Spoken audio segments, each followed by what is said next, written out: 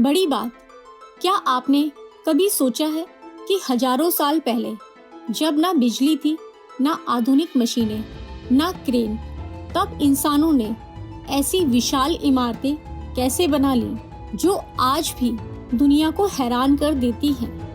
हम बात कर रहे हैं मिस्र के महान पिरामिड्स की, खासकर दुनिया के सबसे रहस्यमयी और भव्य pyramid, great pyramid of Giza की। आज की इस कहानी में हम जानेंगे पिरामिड्स का छुपा हुआ सच। क्या इन्हें इंसानों ने बनाया? क्या एलियंस का हाथ था या फिर सच कुछ और ही है? तो चलिए शुरू करते हैं इस रहस्यमय यात्रा को। गीजा आज से लगभग 3500 साल पहले मिस्र की धरती पर एक शक्तिशाली राजा राज करता था। कुफू सिर्फ एक राजा नहीं था, वह खुद को भगवान का रूप मानता था। उसकी एक ही इच्छा थी, मरने के बाद भी अमर रहना। और इसी अमरता की चाह में बना द ग्रेट पिरामिड। कहा जाता है कि इस पिरामिड को बनाने में लगभग 20 साल लगे। करीब 23 लाख पत्थरों के विशाल बॉक्स इस्तेमाल हुए। हर पत्थर का वजन 2 से 15 टन तक था।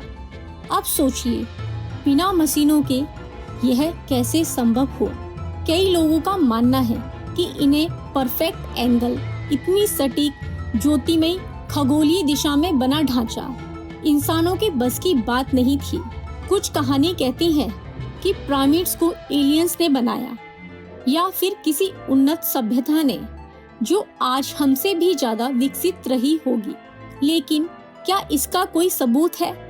सच यह है कि आज तक ऐसा कोई वैज्ञानिक प्रमाण नहीं मिला जो एलियन थ्योरी को सही साबित कर सके।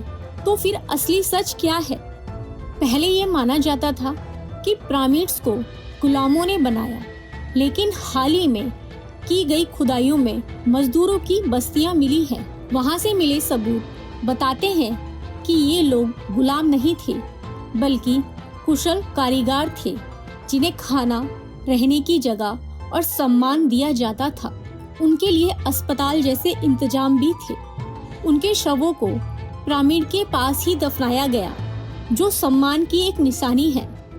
इससे यह बात साबित होती है पिरामिड इंसानों ने बनाए, लेकिन कठिन शक्ति, गणित और इंजीनियरिंग की अद्भुत समझ के साथ। क्या आप जानते हैं कि द ग्रेट पिरामिड चारों दिशाओं, उत्तर, दक्षिण, पूर्व और पश्चिम के साथ लगभग पूरी तरह संरेखित है? इतना ही नहीं, इनका संबंध सितारों से भी जोड़ा जाता है। कुछ शोध बताते हैं कि पिरामिड की संरचना तालमेल आकाश में स्थित तारामंडल से भी मिलता है। क्या यह सिर्फ एक संयोग है या प्राचीन मिस्रवासियों को खगोल विज्ञान की गहरी जानकारी थी? इतिहासकार मानते हैं कि मिस्रवासी सूर्य, चंद्रमा और सितारों की चाल को अच्छी तरह से समझते थे।